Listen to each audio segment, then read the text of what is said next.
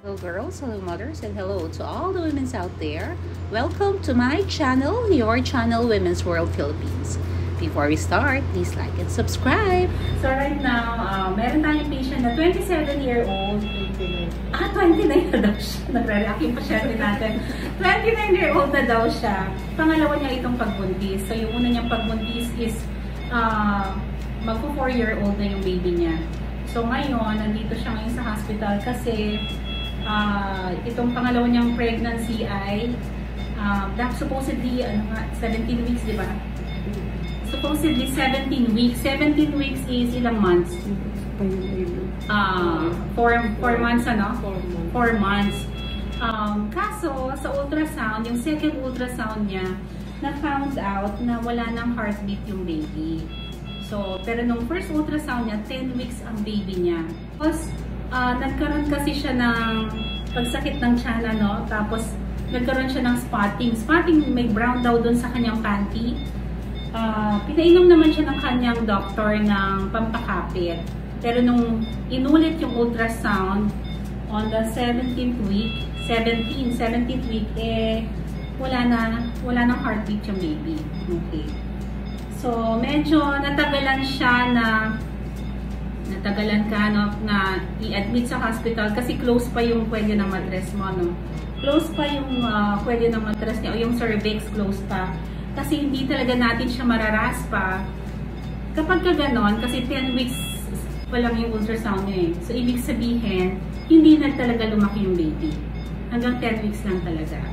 Pagka ganon, at 10 weeks, meron na yung kamay, nag-form na yung kamay, paa niya. Pero, hindi pa masyado develop. Okay. At 10 weeks, pagka ganon, hihintayin talaga natin na lumabas ang baby. Hihintayin talaga natin na duguin siya bago tayo mag-raspa. Kaso ang problem, ilang linggo ka nga bago? Okay, isang buwan ata. Oh, yun. Isang buwan siya. Napabalik-balik sa hospital ba? Sa hospital, sa check-up, para mag-open yung cervix niya. Actually, meron tayong gamot na po pwedeng ibigay sa kanya na isang beses lang gagamitin. Yan, yun yung binigay ko sa iyo, no? It will cost you 1,200. So, isang beses ko lang siyang ginamit na naka-admit siya sa hospital kasi dapat naka-admit yun sa hospital. Yun, isang tusok lang sa kanya ng gamot, dinugo na siya. Ayun, nag-open na yung pwede ng mattress niya. So, right now, tayo ay magraraspa na. Okay?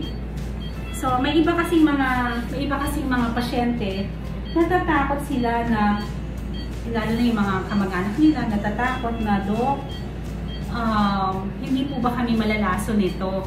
No? Hindi ka ba kami malalason? Kasi, ilang linggo na, isang buwan na yung baby sa tiyan namin. Actually, hindi naman po. In my practice, wala naman pong nalason kasi may patay na baby sa loob. Wala naman din talaga. Lalabas at lalabas din naman talaga yan. The problem is, medyo matagal nga yung process. So actually, lahat naman ng mga abortion, lahat naman ng mga nakukunan, lalabas at lalabas naman din ang pinagbubuntis, ano. Pero syempre, nakakatakot din naman sa parte ng pasyente, nakakatakot din, or nag-worry din yung mga kamag-anak na ba't hindi pa lumalabas, ano. Kaya, we can give medicines o mga gamot na po pwede siyang mag-labor agad ng earlier. Okay.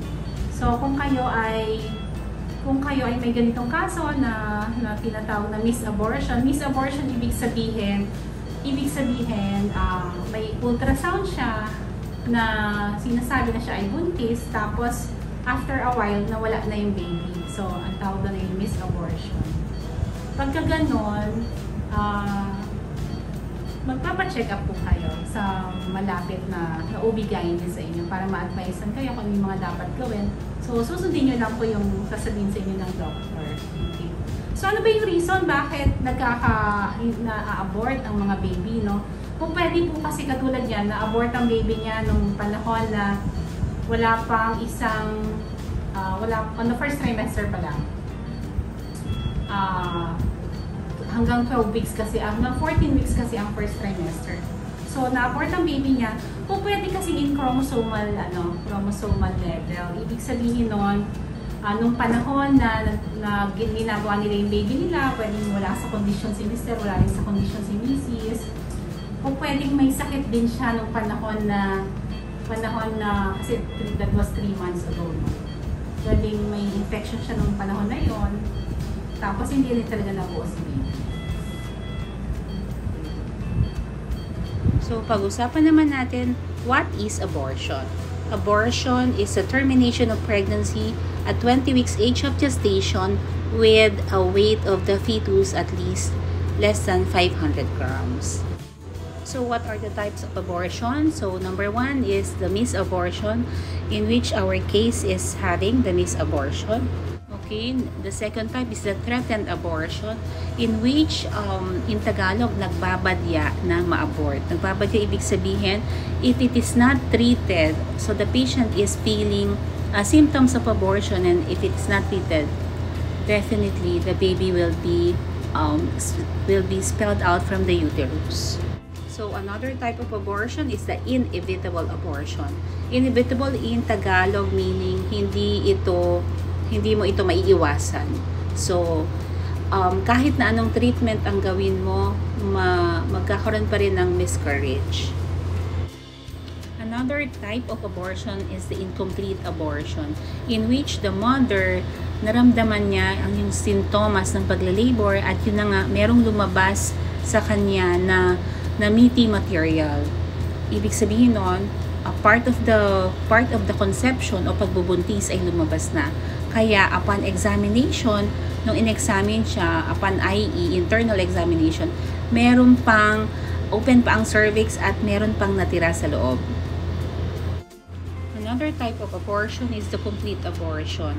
Okay, here the patient or the mother experience all the symptoms of labor and expelled out products of conception. So, ibig sabihin, completely lumabas na ang fetus as well as the placenta. In this case of complete abortion, there is no need for the RASPA or hindi na kailangan na siya ay operahan.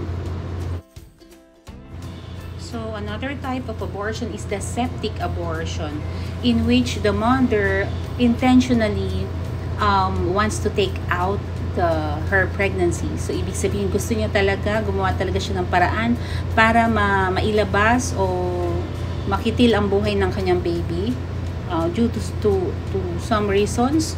So, septic abortion is life-threatening. This really needs an immediate intervention.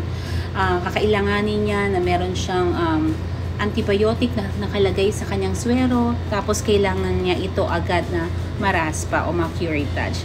Kasi kung hindi ito mabibigyan agad ng lunas, this could lead to death because this is a life-threatening situation.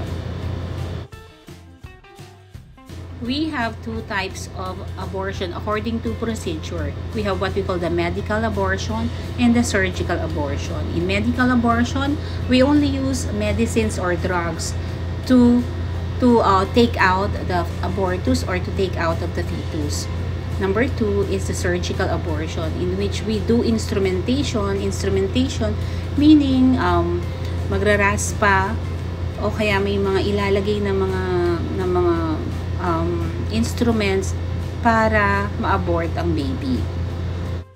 In other countries, in some countries, they allow medical and surgical abortion if they found out that the fetus inside the womb has an abnormality. In our country, in the Philippines, we do not do the procedure. We do not do the medical or the surgical abortion unless there is an evidence that there is a pregnancy loss. Meaning, kapag sa ultrasound ay wala na talaga si baby, so that's the time na ang doktor ay gumagawa na ng raspa o gumagawa ng paraan para magbuka ang kanilang kwelyo ng matres at gawin ang procedure. Dahil kami pong mga doktor ay may sinumpaan na Hippocratic oath to do no harm. So we do not want to be the cause of the fetal death. For more videos, please like and subscribe.